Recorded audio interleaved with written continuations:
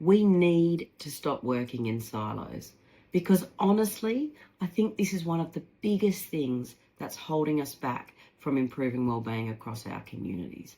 It is definitely not that nobody cares. That is certainly not the problem. Schools care, health professionals care, sporting clubs care, community groups definitely care, volunteers are trying really hard to care, local community members care, parents and family members definitely care, and people with lived experience care. The list goes on and on. So many people across our communities know that wellbeing is important and want to improve outcomes. But so much of what is happening is still happening separately, in separate roles, separate organisations, separate meetings, individual grants, separate projects, and isolated conversations. And then we wonder why people are exhausted. We wonder why things keep being duplicated and not having the success that we'd hoped for.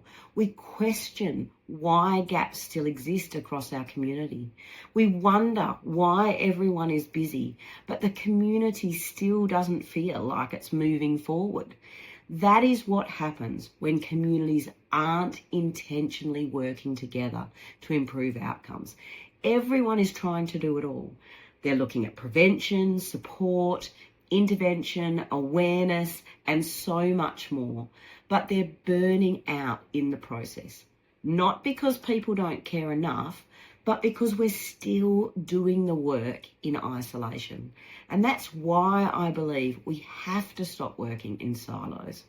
Not as a fluffy collaboration idea, but as a practical, common sense, locally led strategy for community wellbeing.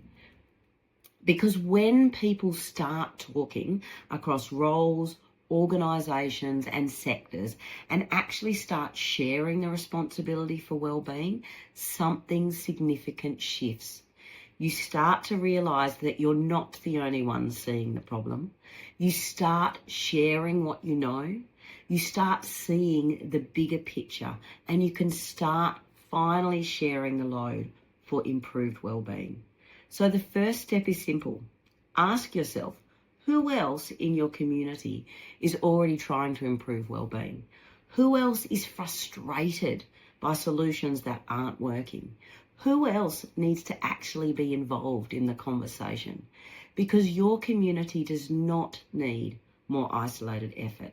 It needs intentional connection and intentional community collaboration.